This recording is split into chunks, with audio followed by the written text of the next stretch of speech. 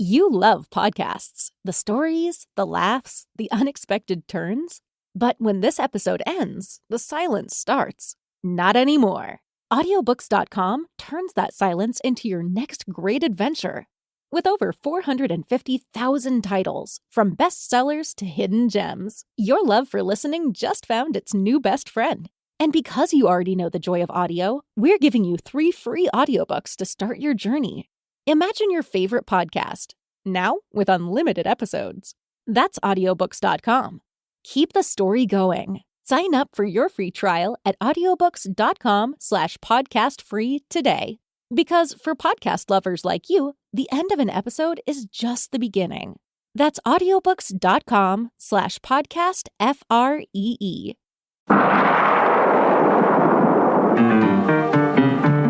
Welcome to All About Agatha, the podcast dedicated to reading and ranking every single mystery novel written by the Queen of Crime, Dame Agatha Christie. I'm Catherine Brobeck. I'm Kemper Donovan. And this week, while we are definitely talking about Agatha, we are talking about it with a very special guest. Who might that be, Kemper? That would be one Tana French. We've been wanting to have her on for a long time. Longtime listeners know that she's one of both of our favorite novelists, and I say that across any kind of genre distinction. She also has been, like many of us, reading a lot of Christie in quarantine, so I think had some very interesting things to say about that. And of course, we talked at great length about her work and her newest novel, The Searcher, which came out in the States at the beginning of October and is available from your local bookseller. Yeah, this interview was an exercise in not gushing for me, and I believe also for you. I mean, at several points was in danger of just losing my mind in the best of ways, as opposed to in the worst of ways, which has been more the case in these recent months. But it was really a joy to get to speak with her over Zoom, of course, once again. And let's get to that interview right now. We simply could not be bigger fans of Tana French, who has been delighting readers for over a decade now with her exquisite, gorgeously written novels. I think the LA Times summed it up best when they said she could make a Target run feel tense and revelatory. Might want to substitute Boots for Target, I suppose, perhaps for our UK listeners, if that's not making sense. But that sounds about right to me. Tana has written 8 novels to date. The first 6 are within the Dublin Murder Squad series, starting with In the Woods in 2007, followed by The Likeness in 2008, Faithful Place in 2010, Broken Harbor in 2012, The Secret Place in 2014, and The Trespasser in 2016. She then broke out of the Dublin Murder Squad with her 2 most recent novels, both of which are standalones, The Witch Elm in 2018 and The Searcher, which just came out in October of 2020.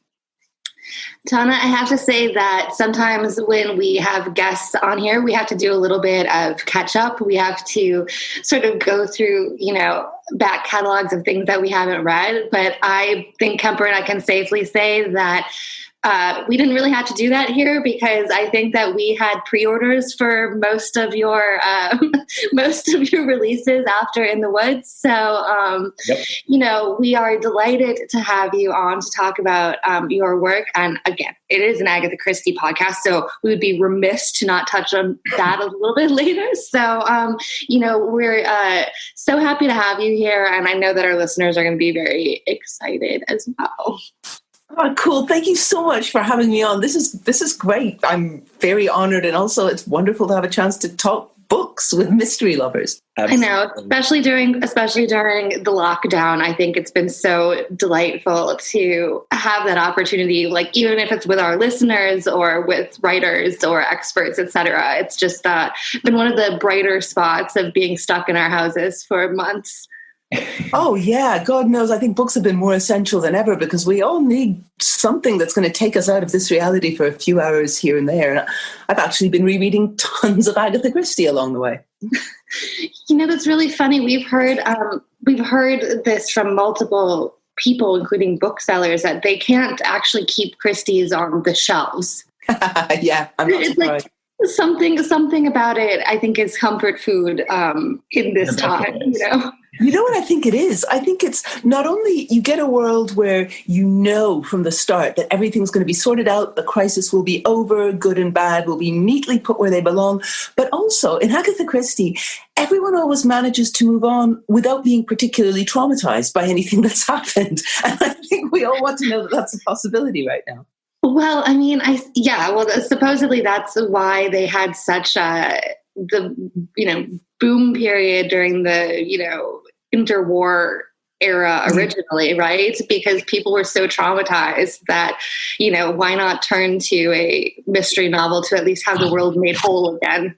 Yeah, exactly. Because, people drop like flies in Agatha Christie, and at the end, everyone's like, well, that was very sad, but all right, let's move on.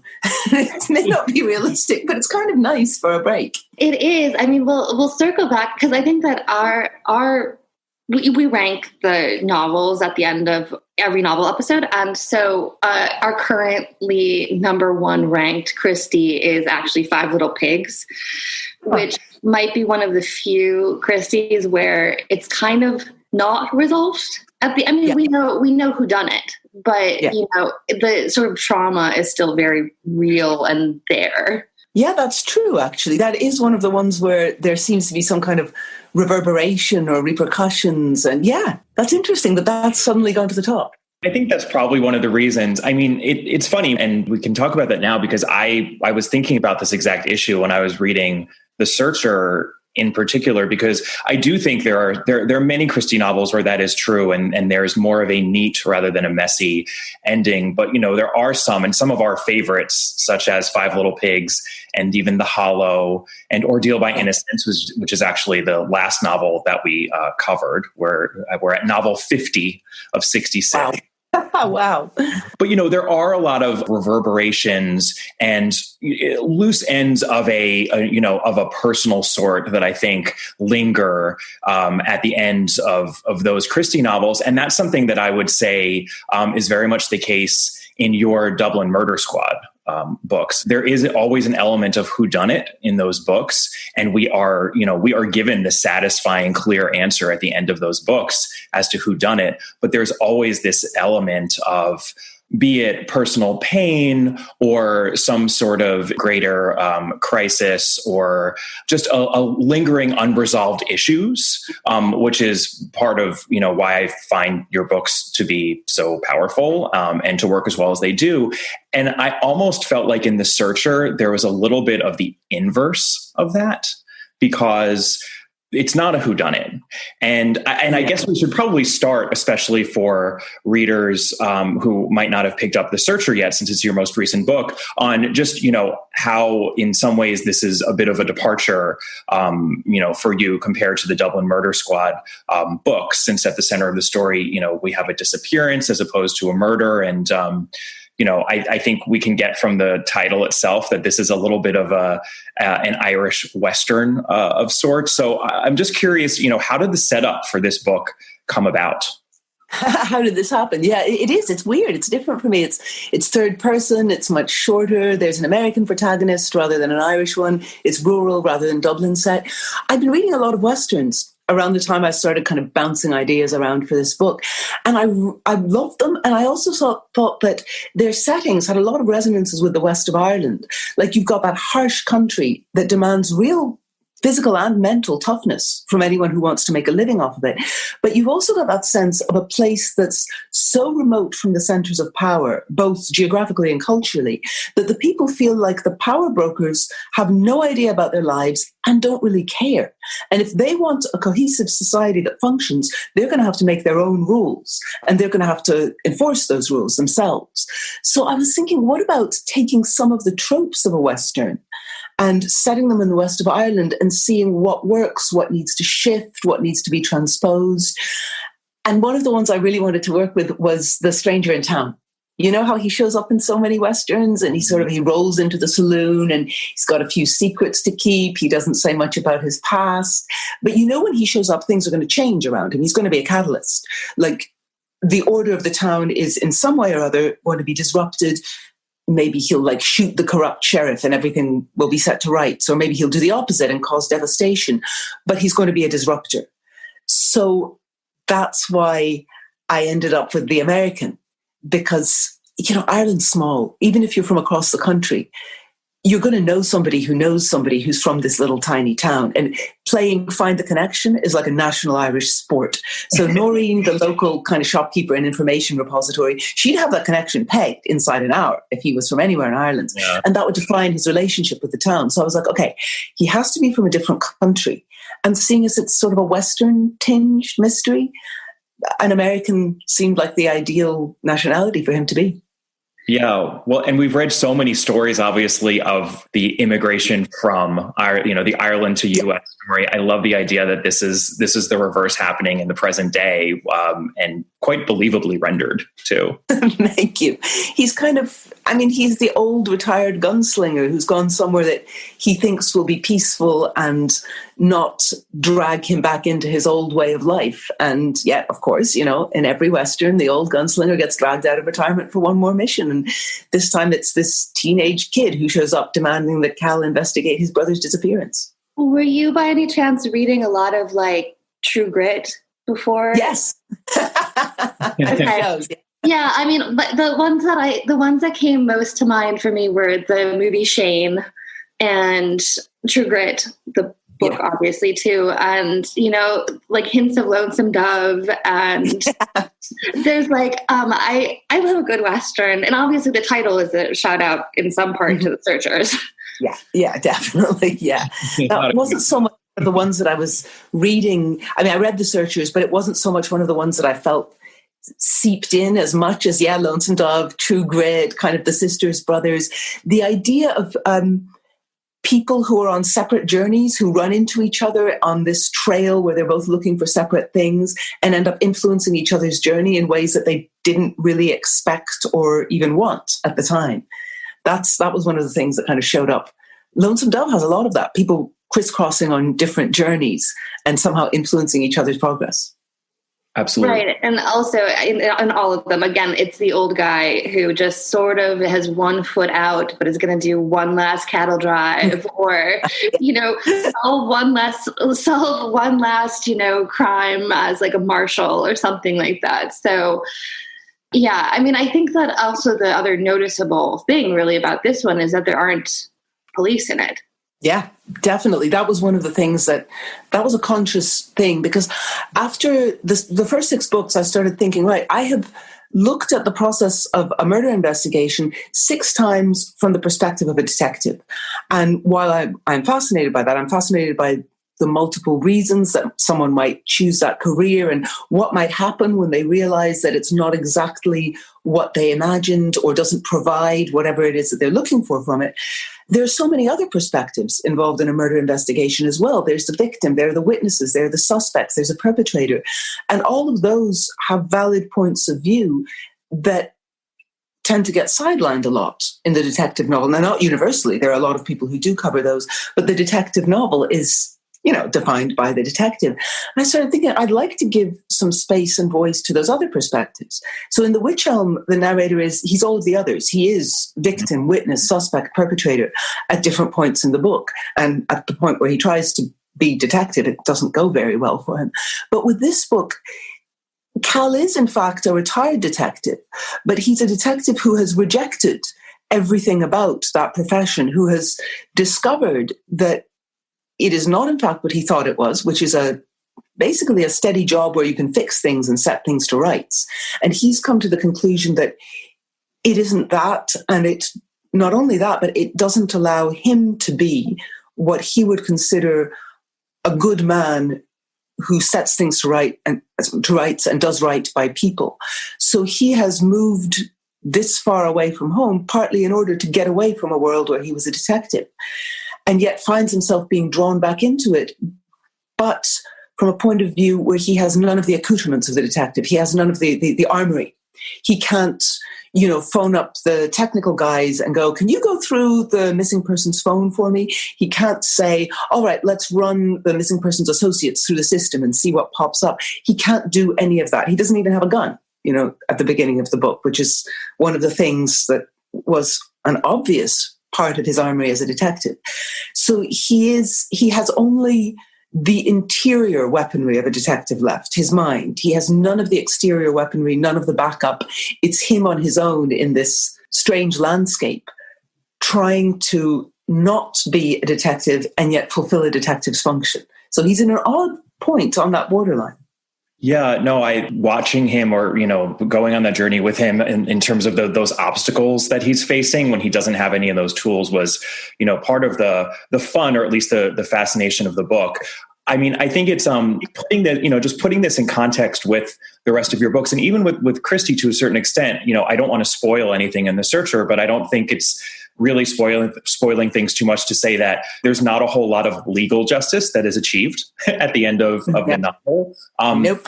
But I was struck by the fact, and this is just, my readerly impression, obviously, but I was struck by the fact that there was much more of a sense of resolution, or at least peace, achieved by our main duo, which would be Cal and, this young teenager who has asked him to find a family member. That they seem to achieve a resolution that felt a lot more significant and deep to me than what so many of the characters achieved in your Dublin Murder Squad books, which were told from more of that traditional viewpoint. And there was one little excerpt toward the end of the novel that just really blew me away. And I just want to read it out because it's beautiful, as so much of your writing is. And I just think it helps kind of highlight this point, which is when Cal says, or the narrator rather says, his throat is full up with the words to say into the phone to set that powerful, familiar machine in motion, cameras clicking and evidence bags opening and questions firing until every truth has been spoken out loud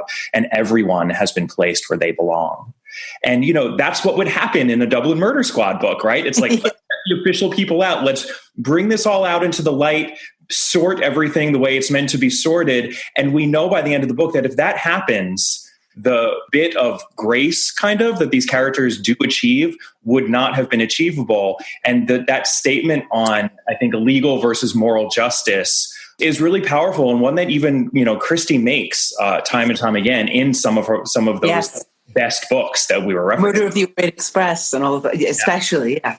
That being the classic. Definitely, I thought a lot about that because, being a Western, Westerns are so deeply involved with the idea of morality and of its complexity, of how mostly good people can sometimes do bad things and vice versa, and how there are situations where there might not be any right thing to do, and it's hard to cope with. And Westerns, they don't try to deny all this complexity or gloss over it or fix it. They just lay it out.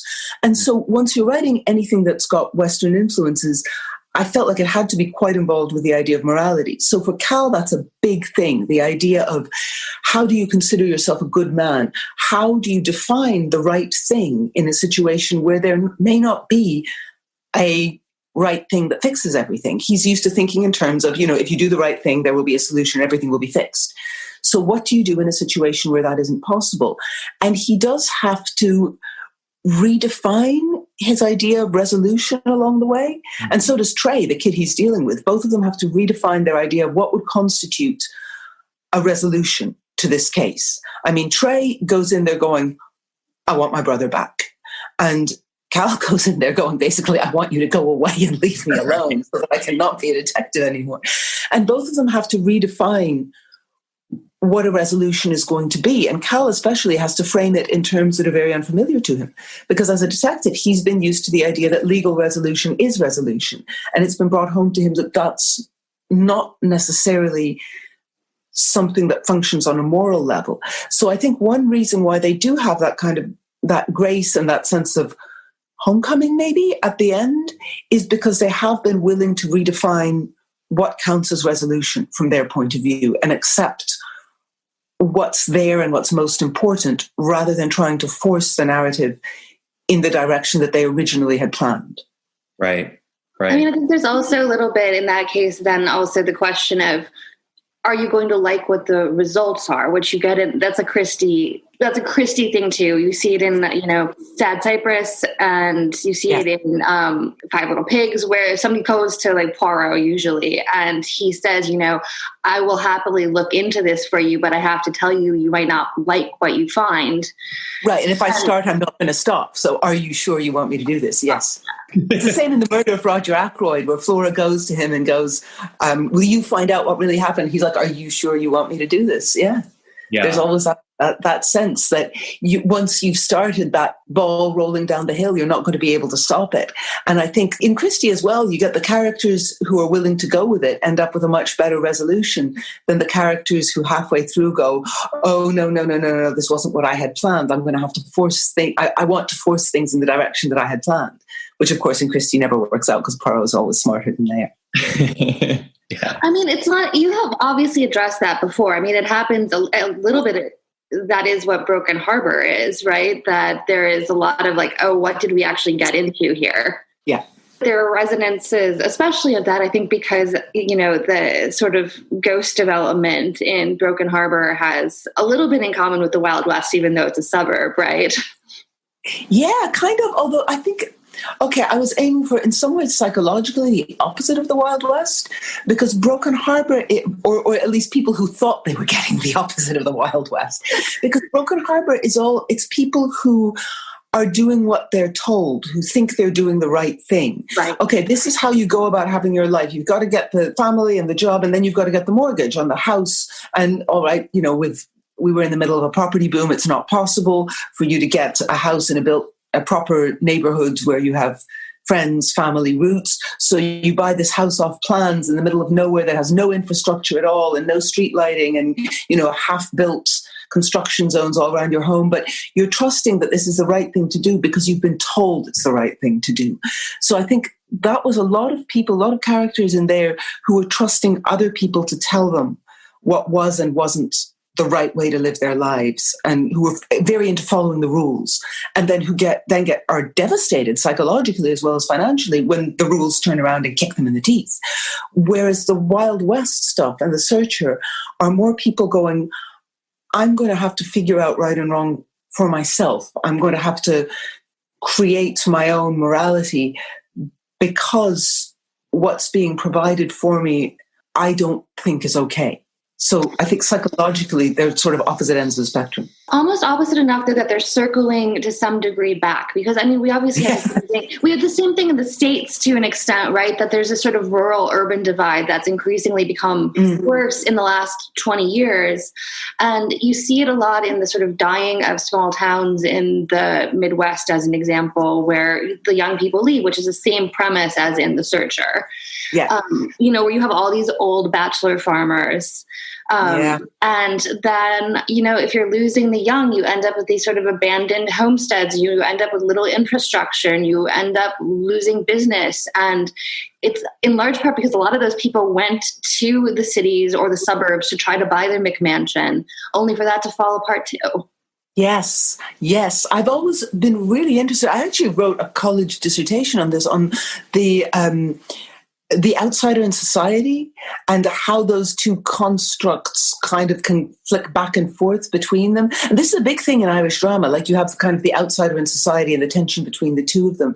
The Playboy of the Western World is one of like the classic Irish plays, and that deals with the stranger coming into town and upsetting the established order. But what you can get in the kind of society you're describing, the rural town where too many people are leaving and too many people can't break out even if they want to, is you get a society that has made its own rules, a kind of outsider society, which has rules that are just as furiously enforced and with just as many penalties as the rules of the larger society would be. I mean, it may not be that the police will show up and cart you off to jail if you break the rules of this small, isolated society, but there will be consequences. There will be punishments.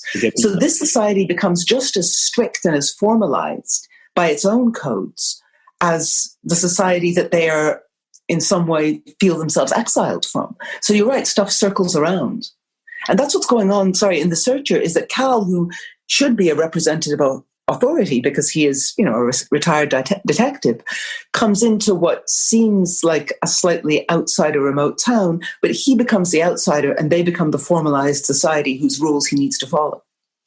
Yeah, I could definitely feel that. And I was also struck by how you portray him grappling with the shifting, morality codes of being a police officer in Chicago and, trying to figure out what it means to be moral. And there is kind of an extended sequence in which Cal is talking about why he even left the police force and the idea of words that we use and terminology, not necessarily equating with a moral code in the way that he feels some perhaps more young people do. He even calls himself out. He's like, maybe I'm just, turning into an old coot who, can't deal with, the young ones on Twitter and whatnot. That whole passage made me think of Twitter. But it leads to a question, I know some reviewers have noted that it was a pretty bold, potentially risky choice to make an American cop your hero protagonist in 2020. And I'm just curious how you approached the character and those issues as you were writing the book, given the state of where we are in the US and the world. That was not easy, and I hope I got it more or less right, because one thing to point out is that the entire tone of policing and the relationship between police and community is very, very different in Ireland. Now, I'm not saying it's perfect. It's very far from it. But just the fundamental understandings they're an entirely different thing. Like, just for a very basic couple of things, the police force is called the Garda Síochána, which is the Guardians of the Peace, which is what's supposed to be their role. Now, of course, that's an ideal. It doesn't always turn out that way, but that's the premise on which they're based. And they don't carry guns, which makes for an entirely different relationship with the community. If you're stopped by a policeman who is armed, it's an entirely different thing from being stopped by a policeman who is not armed. It's just the tensions, the patterns. Like I can't remember the last time the police here shot anyone. I think it was about 10 years ago. There were two guys in the middle of an armed robbery on a post office. So it's just a different relationship. Again, we have police brutality, we have police racism, but the whole tenor of it is very, very different. So I knew it was like, okay, I'm biting off a lot and I'm going to have to be careful with it, because you never want to be that person going, okay, I'm sitting over here in Ireland and I'm going to tell you what you're doing wrong over there in America and how you should be doing it. So that's really not what I was aiming for. It's not really like that. But again, you have to, I think, if you're going to deal with an American policeman, even a retired one, at a time like this, deal with the fact that he is, whether he likes it or not, part of an institution that's deeply conflicted and problematic. I mean, his line in there is he came to the realization, one of the reasons he left was that he came to the realization that one or the other of them, him or the job, couldn't be trusted. And he can't tell which it is. And so he wants to disentangle himself from the job in order to figure out whether it's that he has lost touch with his moral code or whether it's impossible to have his moral code within a job like that. Mm-hmm. So I just tried to focus on the fact that one person can be dealing with his morals clashing against the institutions rather than trying to deal with the entire institution, which I don't think I have any right to try and take on from, again, my faraway perspective. Yeah, of course, the interesting thing about that, right, is that so he leaves because he can't distinguish between the sort of code of the thin blue line, right, the sort of police fraternity. And yet, ironically, what does he go and find when he goes to his town? He finds the same setup because the town itself is operating under their own equivalent of basically a thin blue line.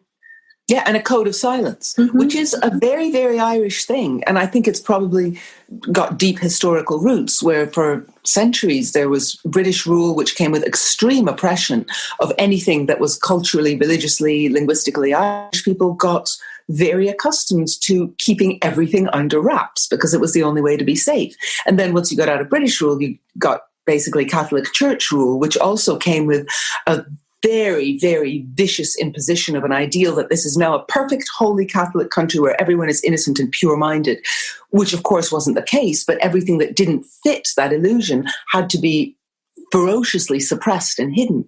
So this idea of keep whatever you say nothing is a very Irish thing. So he runs into it with different roots, with different nuances, but it's the same thing of say nothing. But he's coming at it from the other angle where he's the person who's being kept in the dark. Yeah. That's an extremely interesting point. And culturally, I mean, it's also interesting to think of Ireland as an oppressed place because obviously it was for centuries. Yeah. I mean, some people I think would probably say that to an extent it still is. I mean, the Catholic Church was consulted in the writing of our Constitution. They still run 90+% of primary schools, of hospitals. They're very much involved and try to keep their involvement in legislations. And there's quite a push to separate church and state, but we're very far from there. So I think Ireland has a very fraught relationship with how you deal with larger powers, to what extent you say, oh, yeah, no, we'll do exactly what we're told, and then find sneaky ways around that, rather than going, actually, no, we're not going to even pretend to do what we're told. Very strange, complicated, and not necessarily healthy relationship with larger powers. Not to sort of make an aside about this, but, it is interesting from our perspective, stateside, that actually, it seems in recent years, the sort of liberalization, perhaps, of Ireland, sort of the moving a little bit towards a further break from the Catholic Church, in part, I think, is actually much more progressive in a bunch of ways than what we've seen happening in our country. Yeah, different trajectories going on here. Very different trajectories, I think. Yes. Yeah. I think, I think Ireland's got a lot to be proud of in how far we've come, where just a few years ago we became the first country in the world to legalize marriage equality by referendum, by public vote, rather than by legislation. So that shows you how the mentality has really moved forward.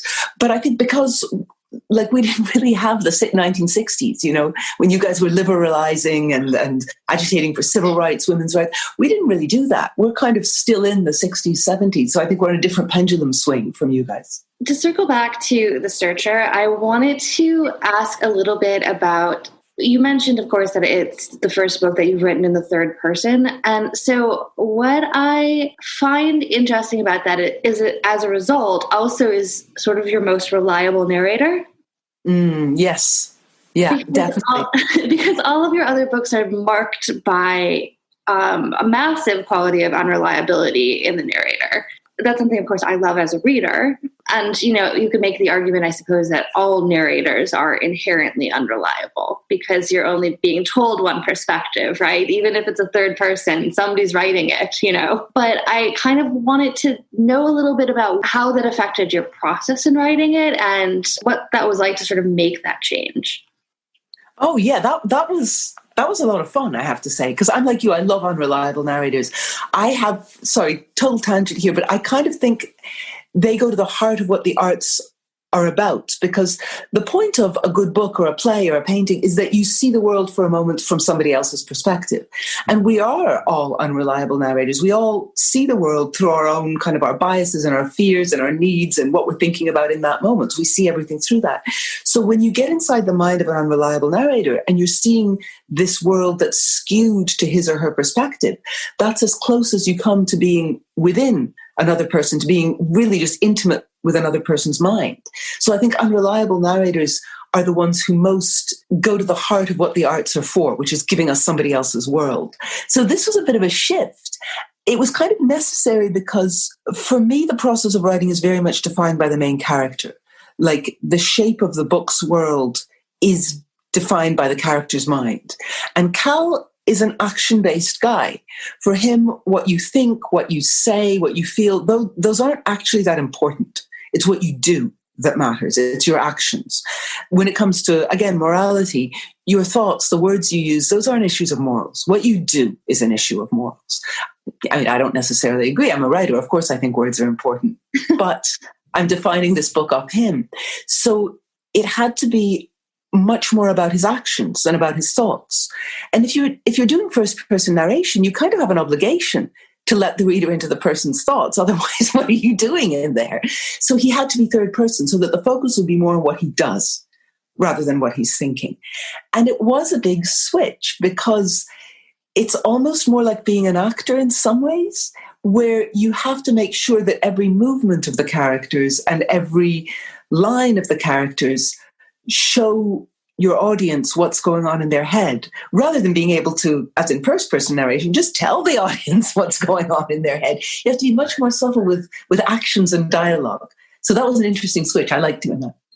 Yeah, it also affects, I think, even though it's obviously a construct within a novel, when you have a first-person narrator, it doesn't mean that someone is literally sitting down. Sometimes it does mean that someone is literally sitting down and writing the manuscript that you're reading, but it certainly feels that way. And I think it really works for this book that he's not the kind of person that is sitting there and looking at you and sharing and kind of opening himself up. That is not who that character is. And I think just that distance, just that little bit of distance really helps solidify who he is in a crucial way for the reader. But yeah, I mean, I had the same question, because often you find that people go to third person when they simply want to be able to shift perspective in the story and tell scenes without that character. But that, you stick with him. I mean, we are with Cal all the way. So it's fascinating to hear your very specific writerly reasons for why you did that. That makes a lot of sense. That's actually a really good way of putting it. What you said, he's never looking back at us, basically. We can watch him, but a couple of my other narrators, there have been kind of a sense, I'm thinking about The Witch Elmer in the Woods, that the narrator is almost looking back at the reader and trying to desperately explain themselves to the reader or justify themselves to the reader. Cal isn't looking at us at all. There's no sense that that his actions are being narrated with a reader in mind. That's a really interesting way to put it. You're right. I hadn't thought of it. It's almost like by telling a story, you're unburdening yourself. It's like you're sharing the load, you're taking it off. And that is not what Cal does, right? It's like he takes that burden and he keeps it steadily on his shoulders and he deals with it. Yeah. The rest of us are irrelevant. He's doing his own thing. Again, he's that Western guy, one man dealing with his own burdens against the world. And in some of my other books, there was I was very aware when I was writing it that there was an objective for the narrator in telling this story. Like Rob Ryan in the Woods, I hope it comes through that he feels a need to justify himself to someone out there, not to maybe, any specific reader, but someone out there. And Cassie in the likeness, I had in my mind that she was in some way memorializing the murder victim, memorializing Lexi. Lexi needs to be remembered, whoever she was in her many shapes, that there was a need to get this out to somebody else. Whereas, Cal has no needs from a reader. Although Cassie is actually kind of doing two things there. She's memorializing Lexi, but Cassie's also the most troubling part of the likeness, I think, is she's an actor, right? I mean, that's essentially what she's doing. So, her reliability is of all of your narrators. I mean, I think that a lot of people would go to Rob as the least reliable because, again, what did happen in his childhood? I assume maybe more or less. Yeah. We won't put you on it. But Cassie, in some ways, is the least reliable because she's playing a part. Yeah. She's always one step removed by one extra step from the reader. But Cassie, one of the things I focused on a lot when I was writing that book is she tries very hard to be truthful, both to herself and to everybody else. I was thinking a lot about characters like Viola in Twelfth Night, who is in this completely crazy situation where everybody involved is frantically deceiving themselves and other people, and she has to deceive other people for her own safety. But she tries to do it truthfully, like she's constantly playing with language in order to be truthful. And I thought a lot about that, somebody who essentially wants to be honest in a situation where they can't be. How do they manage that? And to what extent can they keep hold of any form of integrity while constantly deceiving everyone around them? To what extent can they avoid deceiving themselves?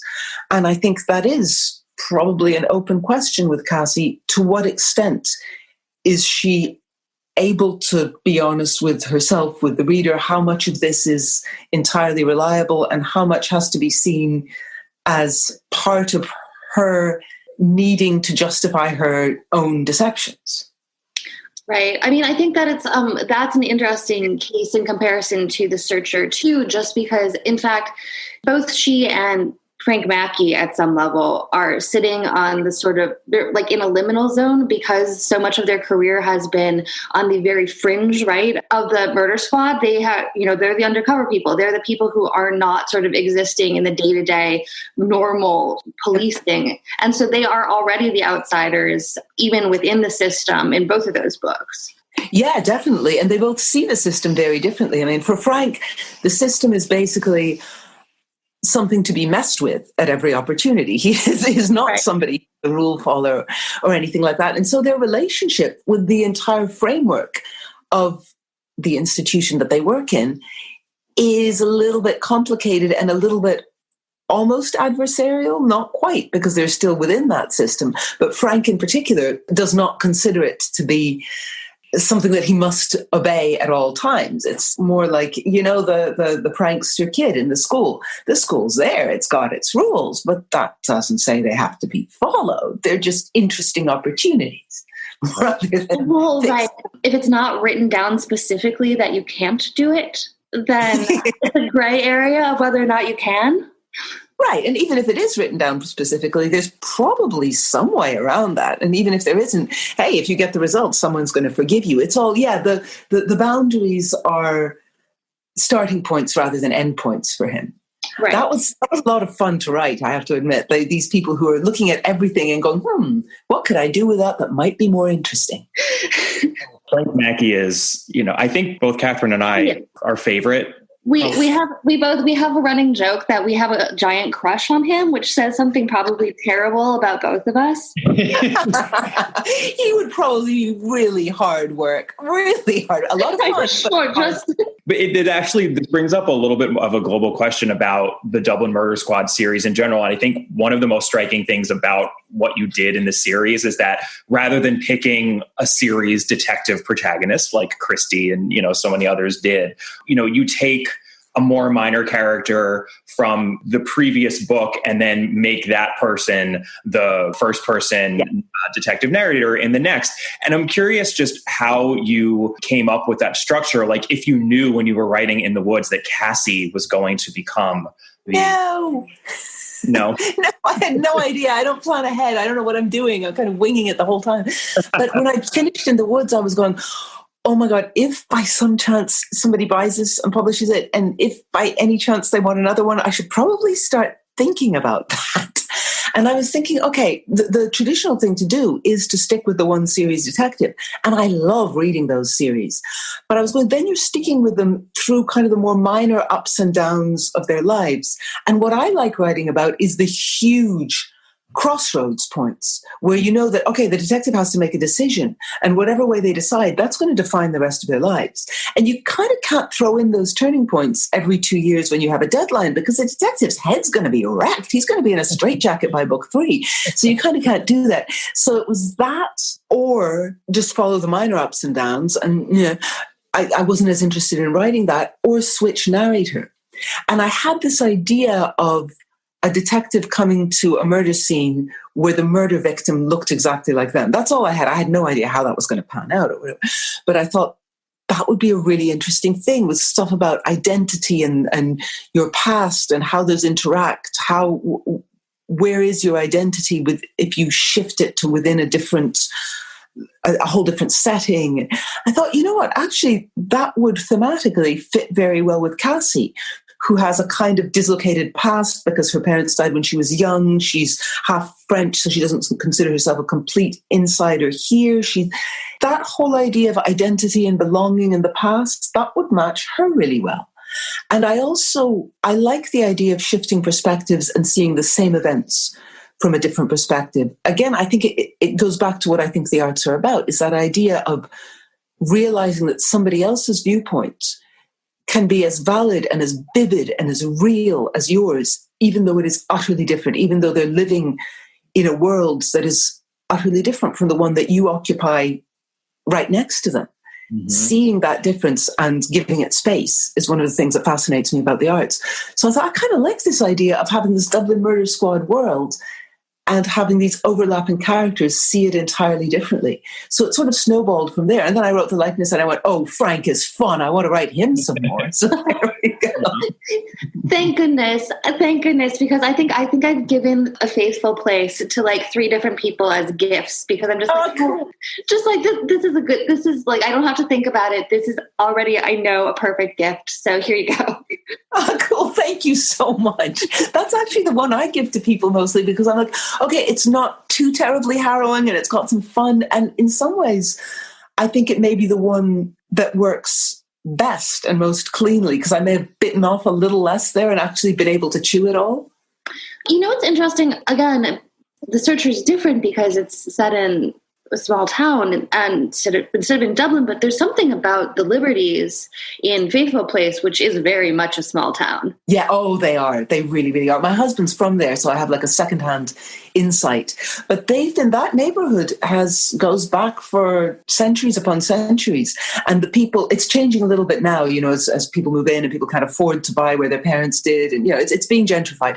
But it was very much the kind of neighborhood where your relationship with somebody was defined by the fact that your great-grandfather and their granny went out together for 3 months back in 19 God knows what and then had a fight. The relationships are defined down the generations, and everybody had a relationship to somebody else in some way and could explain it to you. I mean, you would lose track after about the 8th degree of relationship, but they definitely did have a link. And it's a very small town. I mean, it's, very much so. I thought about it when I was reading The Searcher, but my childhood best friend lives in a very small town on the Canadian border by Winnipeg.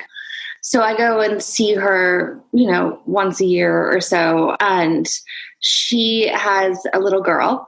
And so the last time I was up there, we were driving around this small town, her daughter and me in a golf cart. as one does, because very small town. And so I walk into the diner and I'm going to pick up food for their whole family. And of course I have this little girl with me who's like clinging to me.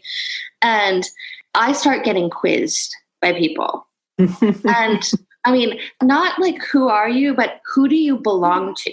Right. Yes. And so I have a trump card there that I can pull because you could name drop. So like, it was ultimately okay, but it was so much that sense of, oh my gosh, do I have to like go back through like my family history to you? Like, that's the only way that I'm going to be able to walk away.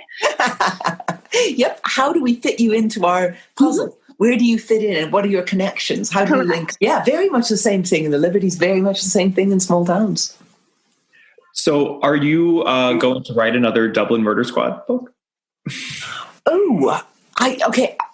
At some point. But at the moment, I'm having a lot of fun with the standalones because it was a bit scary with Witch Elm, actually, because with the 6 Murder Squad books, all right, I've set in place a world. I know who the state pathologist is. I know who the head of the murder squad is. I know what the hierarchy is. I know what the building is where they work. I've got all of this in place. So I've got a framework that I can work within. And with Witch Elm, I basically was ditching it all and had none of that to rely on. But I really enjoyed it. I really liked it, not having those boundaries already in place. So I think I'm sticking with standalones for a little, but there are definitely characters and stories in that murder squad that I would like to play with, that I would like to see where I can take. We'll hold you to that. I suppose we can't create a schedule for you. We can't hold you down to a date, but just knowing that at some point in the future, be it distant or nearer, we'll get more Murder Squad. That'll have to be enough. I'd like to. And I have to say, the one person who I do feel like I'd love to come back to sooner or later is Frank Mackey. Oh, well. Now we're good to go. I can live off of that for like 10 years if I have. I know. When he shows up again in The Secret Place, I think Kemper and I were both like, yay! Oh, good. Thank you. I'm curious what it was like having your work adapted too, because, there are these major productions of In the Woods and The Likeness, and I believe there are some more of the Dublin Murder Squad books are about to be adapted as well. Well, I don't know, because they bought the option on the first 6 books, on the Dublin Murder Squad books, but I don't know whether they're going to go on to a next series. They haven't said anything to me. It was an odd experience because initially I was under the impression that what they wanted to do was an adaptation of the books, and I was going to be involved to some degree, not hugely. But then it gradually became clear that what they had in mind was a complete reimagination, basically from scratch. And I went, man, I'm not going to be useful here. I'm going to be the author in the corner going, excuse me, it's not like that in the books. And nobody needs that. That's not useful to me or to them. So I went, listen, you guys do your thing. I will be over here writing the next book, which is my thing. I know you have a load of good actors on board, so you can't go too far wrong. So I don't know how much the adaptations have had in common with the books. But again, great actors. And I have to say, I really loved the idea of actors and crew getting work off something that I set in motion. Because I was an actor. I know how hard it is for actors to get work. And in Ireland, it's even harder. So I really liked the fact of actors getting work. Yeah, I mean, it's such a fraught thing, the changes that one can make in adaptation. And we deal with this a lot, obviously, with Christie, who has been adapted, just to such an insane degree at this point. And I mean, it's funny because Sarah Phelps, I believe, adapted your novels, and she's adapted a couple of Christie novels, famously, some would say infamously. I mean, there is a lot of controversy over the changes that she's made. So I almost feel like we have a live example here in that something similar was done with your novels, and that they really were completely reimagined. You already said it was odd, so it must be odd, but it sounds like it was overall a positive experience. Well, I didn't see the adaptations because, again, I think I'm the last person who should see a complete reimagination. Because, again, my entire reaction is going to be, that wasn't like it was in the book, and that wasn't like, and that character would never do that, and that's the exact opposite of what that relationship. Oh, come on, that's not. I'm not going to appreciate the good sides. You haven't watched them? Nope, I'm not. I don't think I would. I think I'm the last person who would appreciate them. I have to say, we were Kemper and I were both very confused watching the adaptation because we thought it was an adaptation, and I was watching it myself and was sitting, in my cozy bed or whatever, like super excited to see this adaptation, and maybe got an episode in and was like, what is going on here? Right. Yeah, no, my information comes mainly from, because of having been an actor, I know a lot of actors around, so I'll run into mates who have been working on it and who'll be like, yep, all going well. And then I'll be like, excellent, great, sounds good. And then they would mention something about the film and I'd be like, there's a wolf. Okay. All right. But they all seemed like things were going well. So, you've got to trust in that. I mean, we just covered, our last novel was Ordeal by Innocence. And so we watched again, I think Kemper was referring to the infamous adaptation, Sarah Phelps adaptation of Ordeal by Innocence, where she completely changes what happens. Huh. And, as one of the mainstays of the Christie canon, it's a little bit shocking to see because it's just like, well, that's not what the book is about. Yeah, it's interesting. I always wonder what's the thinking behind that. If you have this wonderful idea for a story that isn't the Christie story, why not do that? Why not do it separately? If you have this idea and you're all charged up with it and good to go, then do it. But why tie it in with the Christie? That is the question, because it's taking, I guess, IP and putting a totally different story on top of it. I mean, I'm not coming down either way in judgment on that. I do think it's odd. Yeah. Yeah, I'd be interested in what's the thought process behind that, because clearly she's got just a explosive imagination that's coming up with all this stuff. But if it's so far from the Christie, why do you need the Christie? You've got enough ideas to keep an entire library going for decades, clearly. Right. I think it's complicated because sometimes, we never want to approach these books or adaptation of these books from the purist's standpoint, in that, you can make no changes and it has to be exactly as because then it's like, well, what's the point of adapting at all? Obviously, you're doing a change of medium. So sometimes there are different ways to tell a story visually on screen as opposed to textually on the page. So obviously that requires And sometimes you might even have a different angle on something. You want to bring out a certain aspect of the story more so. I don't even have changes with that. I think it's just a level of degree. At some point, the departure becomes too much, perhaps. And, for me, the Ordeal by Innocence adaptation, it became too much. But, we talked about this in the episode. Sarah Phelps, I think, did a really interesting job adapting the ABC Murders, which was, another one of these recent BBC adaptations. Even though that one, too, has a lot of detractors, I think there's a lot to say for the way that she's telling what is recognizably Christie's story. At some point, though, perhaps it just doesn't become recognizable as the same story. And then I have the same question as you, which is, just tell a new story at that point. No, it's always an interesting question. Where's your borderline? Yeah. And you get this in literature as well. You get stuff about what's an adaptation, what's an entirely new thing. Like, you'll get fascinating refractions of books. Like, you take Jane Eyre and then Wide Sargasso Sea, where it doesn't pretend to be the same book, but it's a refraction of the same book through an entirely different lens. And I love that. Yep. I love that thing where you're going, okay, I'm going to take the bounce off that book and take it somewhere totally different. So I think there's definitely room for art that's influenced by other art. I went to see, this is total tangent, but I went to see a Vermeer, and I can't remember the exact title, but basically Vermeer and his buddies exhibition at the National Gallery a while back. And they had them arranged so that you could see how Vermeer and his pals had done basically exactly that, where one person would do a painting of a girl looking out a window, and another artist would go, oh, okay, but what if I did a girl looking out a window like this? Oh, okay, well, what if I do a girl looking out a window? So they were all responding to each other. There's art responding to art, which I think is a wonderful thing. Yeah. I love that. And I think that happens in literature as well quite a bit. No. Yeah, I mean, I think that sort of correspondence, playing off of one another. I mean, you see it in a lot of literary groups. You see it with like the Bloomsbury group, right? You see it. One of my best friends is a member of the Oulipo, the sort of French literature collective of like experimental French literature. And they do entire sort of conferences even based on, taking one poem and how do you transform it into something else based on, various guidelines, et cetera. And that sort of thing is fascinating when you're looking at an original text and what you can do with it. Yeah, how you can respond to it. But I think there has to be an element of it's a response to something. I don't know, where's that borderline? It's very interesting. What makes the difference between something being an adaptation of, or just a distortion of, or a response to? Yeah, how do you define that? This last weekend or the week before, they released a new version of Rebecca on Netflix. Ooh.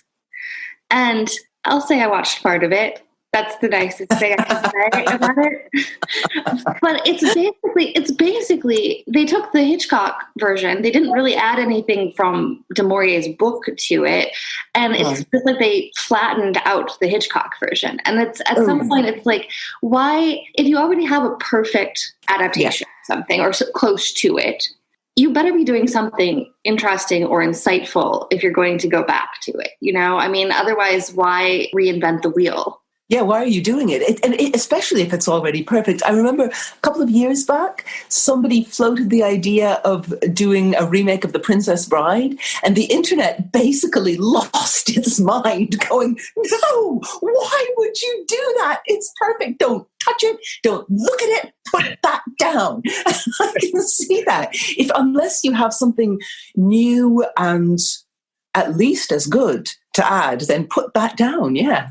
Yeah. I saw some note like not that long ago that they were going to remake Clueless, and I was just Clueless itself. Talk about refractions. Clueless itself, right. Emma.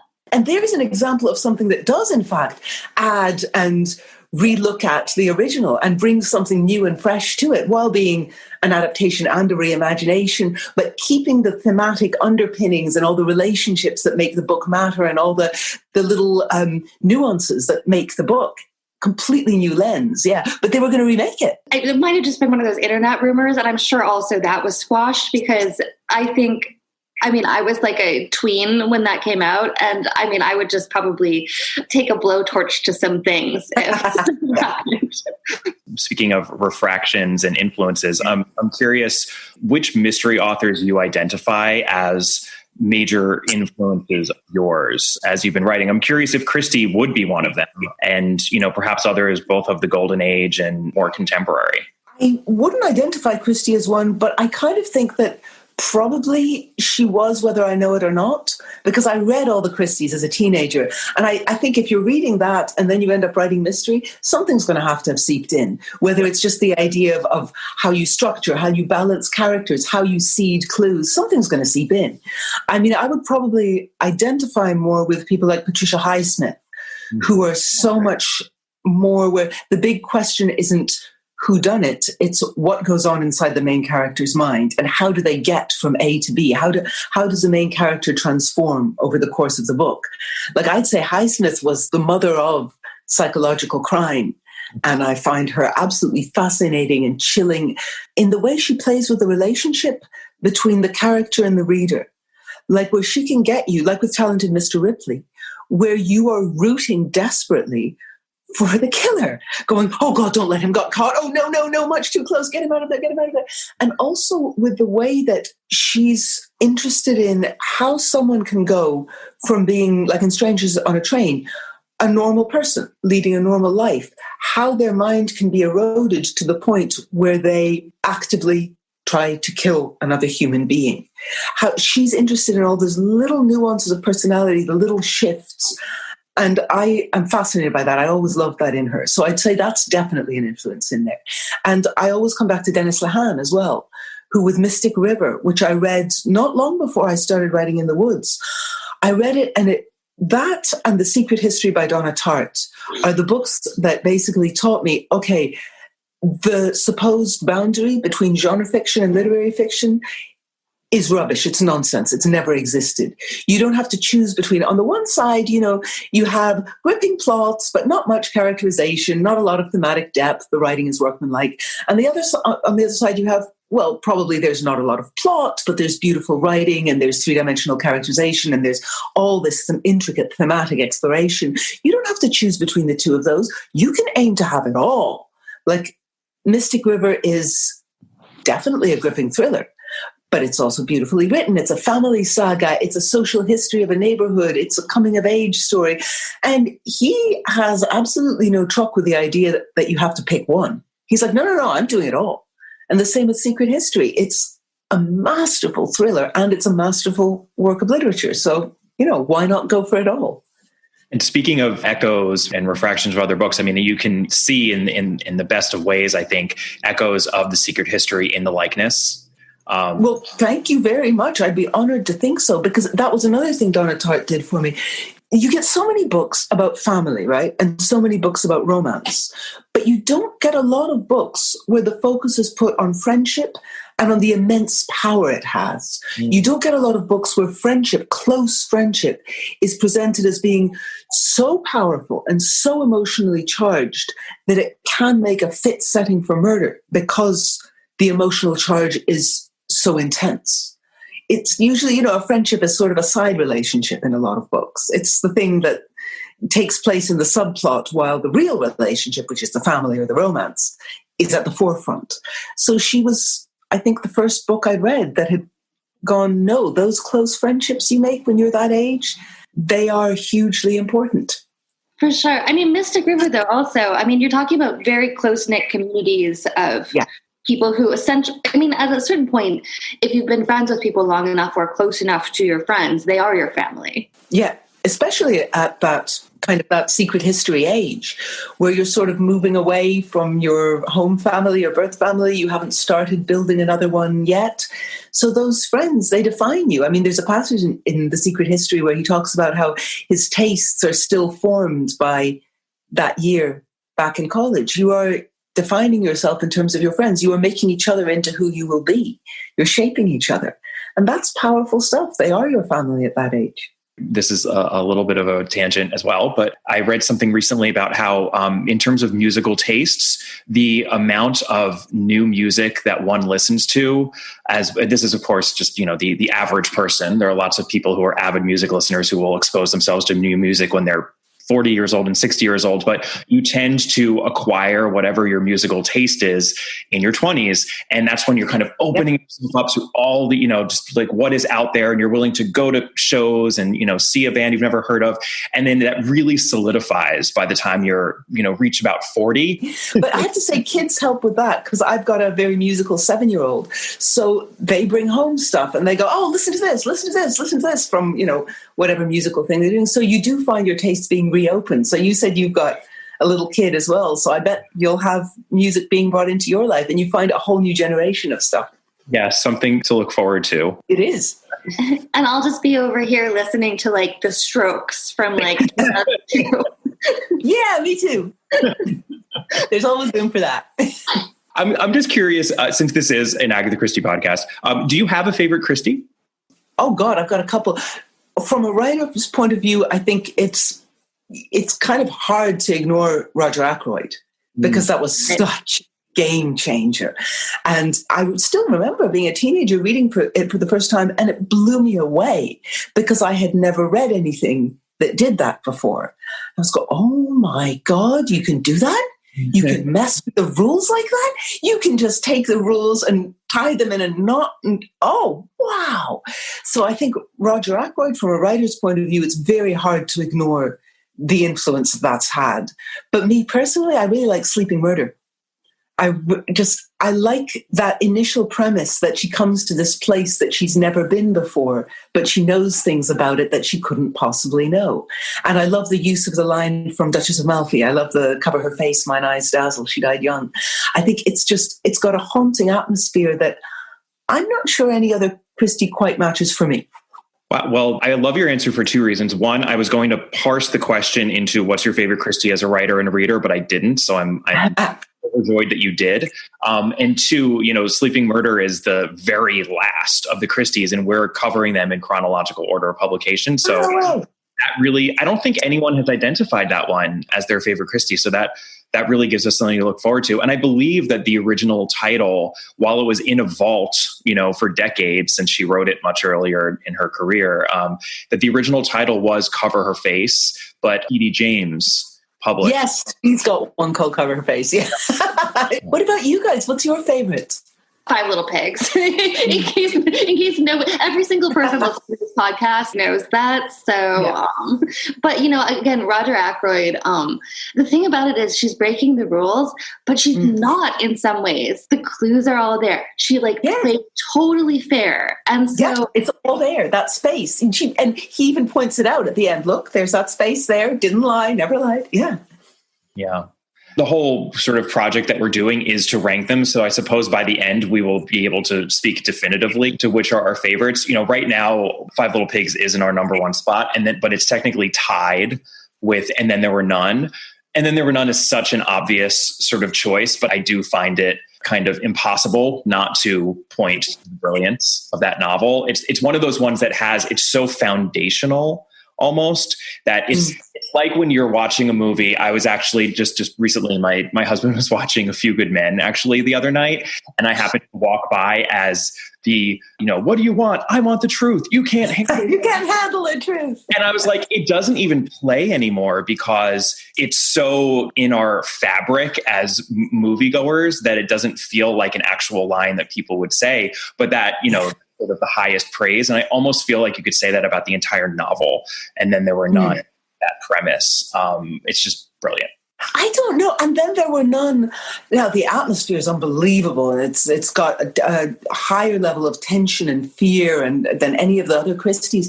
But I've never liked it as a reader as much as most of them, because I don't feel like it has an arc that moves anyone anywhere in some way. It starts off on one trajectory and it keeps going on that trajectory. And you can't wait for a shift. And I keep looking for that shift. It is an utterly nihilistic book. It's brutal. The book is just it's nihilism. I mean, it's actually outlier Christie. And I think part of reading them as we're doing in order is that we tend to probably overweight the books where she's doing something a little different, because she did have something that she did very well and that she did often. And often those are the books that give the greatest pleasure in the way that we were talking about at the beginning of the interview. You know, when you sit down and you're like, I want to read an Agatha Christie, you're usually talking about a Taken at the Flood or Lord Edgeworth Dies or Three Act Tragedy or something like that, not And Then There Were None or even Five Little Pigs. But yes, I mean, it's unusual because she's usually not that nihilistic and just pitch dark. I like some of the darker ones. I like Endless Night, I think is what I really like Endless Night. And I like, I love Five Little Pigs as well, which are, again, not the neat, cozy ones at all. But just for some reason, Five Little Pigs seems to me to have an arc to it, a movement, a shift in its terms along the way that I like a lot. Whereas And Then There Were None just starts off and keeps going in the same direction in a way that I somehow don't find it satisfying. Right. Five Little Pigs has an ending tonally that's not actually that far from The Searcher or some of your books, where it's sort of ending on resolution that is not legal justice and is not exactly, it's not exactly a resolution either way. It's that you know the answer, but it's not necessarily going to solve all the problems, right? Yeah. And there's an acknowledgement that there probably isn't any answer that would solve all the problems. Right. Yeah, nothing is going to bring Trey's brother back in The Searcher, and just like nothing is going to bring Carla's parents back in Five Little Pigs. They're gone. It's done. Yeah. Yeah. And there's an acknowledgement there. There is a depth to the acknowledgement of that in Five Little Pigs that I think is different from the Christies that I instantly think of, which are the ones where, oh, well, that's fine. A few people got killed, but now, hey, somebody's getting married, so it's all cool. Whereas in Five Little Pigs, there is that sense that while she is allowed to move forward, Carla is able to move forward in a new way, there's still that hole is left. There's that space where her parents should be. And that's still acknowledged as very much a reality. Well, given that you identified Sleeping Murder as your favorite, we also, we can't let you go without asking the age-old question, Poirot or Marple? It seems like, are you potentially a Miss Marple fan over Poirot? No, both. I go back and forth. It depends on the book. It really does. I like both of them, but it depends on the book. They both have ones where I'm going, not so much, and ones where I'm just completely smitten. Like Elephants Can Remember. I'm just going, this is kind of messy. Not her greatest book. Right, kind of thing. But I think both Poirot and Marple will have ones where I'm going, maybe this could have done with a little more editing, one more draft. But others where you're just like, oh, she's on the top of her form, and this is so lovely. I'll take both. Bit of Poirot, bit of Marple, please. Fair. Yeah, we're heading into the 60s again because we're doing this chronologically. And I think before we started it, we were thinking that, there was a real decline in quality that was steady. But fortunately, that hasn't really been the case. And I think we still have a couple of gems ahead of us, such as Endless Night, yeah, even By the Pricking of My Thumbs, The Pale Horse. So we do have a lot of gems, I think, ahead of us. But yes, there definitely are those ones, especially in the dodgy early 70s period where it's like, ooh, perhaps this should not have been released when it was. You'd be surprised. We'll hear from listeners and people will be very angry because we'll have ranked their favorite one extremely low. Yeah, I think people are attached to these. Yeah, I have ones probably from around that same period where I'm not too crazy about them. The ones where there's a lot of complaining about the young people nowadays and the way they dress. Oh my gosh. Well, yeah, not to mention some, let's call it problematic depictions of multiculturalism in the UK in like the 60s. Yeah, big time. Oh, hugely. And I think it's probably part of all the same thing, but you've also got straight through that uncomfortable emphasis on heredity. On, I need to find out, even in Five Little Pigs, I need to find out if my mother was a murderer, because if she was, I probably should not get married because just in case. Really kind of uncomfortable and tied in with the multiculturalism and tied in with the classism. Well, we just covered Ordeal by Innocence and, not to spoil things too much, but let's just say Kumper and I had some issues. Yeah. We were a little taken aback by that book's sort of obsession with heredity. Yeah. Hugely, yeah, they're quite, and again with race and class, which it all ties in together with this idea that you're completely defined by heredity, not by the individual, which it's very hard to connect to that on any level at this stage, I think. Yeah, I mean, it's something that's undeniable in the experience of reading Christie. I mean, we made the choice when we started not to shy away from it, which is why we actually, when we're ranking, I'm using air quotes here, no one can see me. When we're ranking the novels, we deduct points for elements that feel stuck in their time. But, you know, it obviously also comes from the fact that this is someone who was writing at this point a long time ago, and her books are still in print and how. So perhaps it's the ultimate good problem to have as an author. I can imagine, you know, if your novels are being read in 2150, I'm sure there might be elements that at least seem strange to readers then. And that's kind of also the ultimate when you're talking about perspectives and sharing one's perspective on the world in different ways. To be able to do that across time is kind of like the ultimate storytelling power. Yeah, it can be quite odd though, because we're left wondering, okay, how much of Agatha Christie's perspective is the perspective of her time and how much is her perspective as an individual? Because we don't have that much exposure to how people thought in 1920. And so it can be hard to go. Is she purely defined by the fact that this was 100 years ago for the Earth? Isn't it the 100th anniversary of Mysterious Affair at Styles? It is, yes, 1920. Yeah. Wow. Yeah. Am I having problems with the era or am I having problems with the author? It can be hard to distinguish. Absolutely, because she's one person within the era. And there's so much power in that, right? It's like by the fact that her works are some of the few that endure and endure popularly, she becomes a stand-in for an era. And that's always going to create a sort of slanted view or inaccurate view because no one person ever could really be representative. But it's both a good and a bad thing, I suppose. I mean, you can see the cultural shift, right? You can see in her 1920s, like the Tommy and Tuppence stories and Partners in Crime.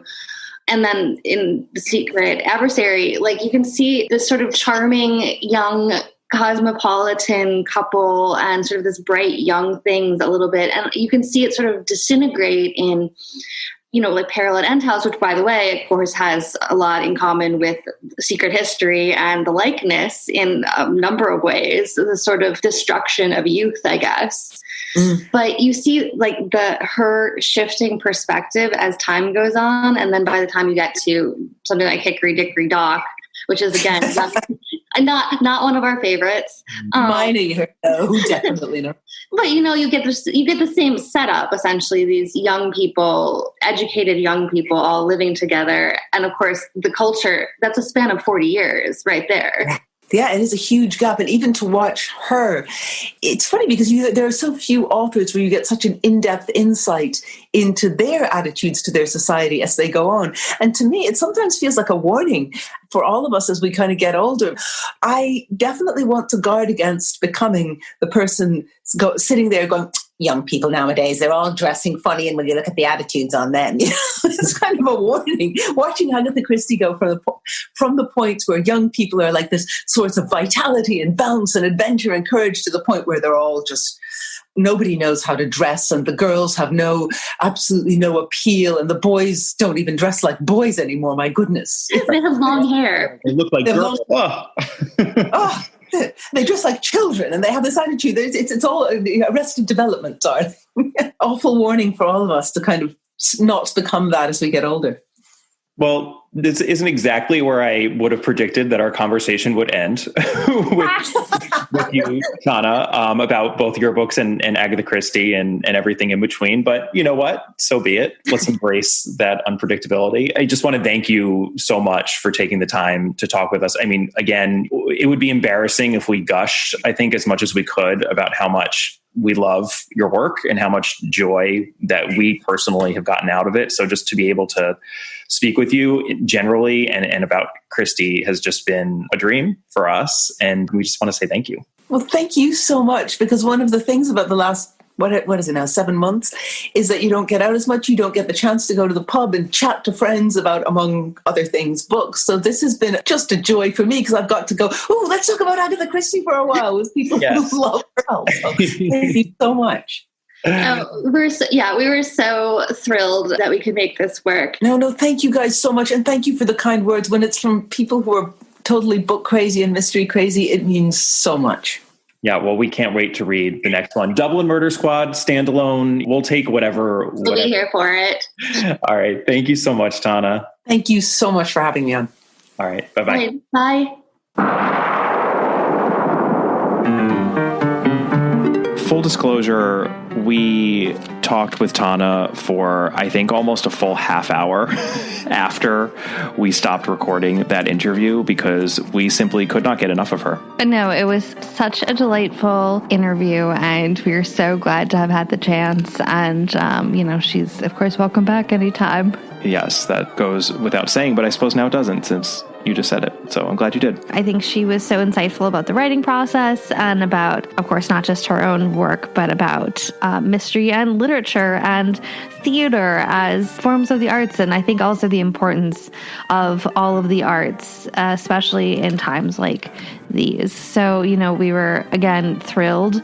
And as we have previously said during the episode and at the beginning of this, you can buy her latest book, The Searcher. Please support your local booksellers because they are having as hard a time as anyone during this lockdown. They're missing foot traffic, and I, know that they appreciate every single bit of business that they're given. No question. Yeah, it was such a treat to be able to speak with someone who thinks so deeply about so many different things and just had even more interesting insights on a greater variety of topics than I would have predicted before the interview. Can't say enough great things about Tana French, and that is saying something for this fanboy and this fangirl. We are enjoying these interviews so much that we are, of course, going to have another interview episode next week. We'll be sharing with you our interview with Mark Aldrich, longtime friend of the podcast, who also has a new book out. That would be Agatha Christie's Poirot, the greatest detective in the world. We had a lot of fun perusing Mark's book and then speaking with him about it, and it's all about the Poirot novels and then the many, many, many adaptations in many different media of those Poirot novels. And there are few people in the world as knowledgeable about Christie as Mark, so I think you're really going to enjoy that episode. Unless you think we have forgotten about our tax, after the Mark episode, we will be returning to the labors of Hercules. Yes, we have our final two stories there. So just in case you want to do some advanced reading, that would be The Flock of Geryon and The Apples of Hesperides.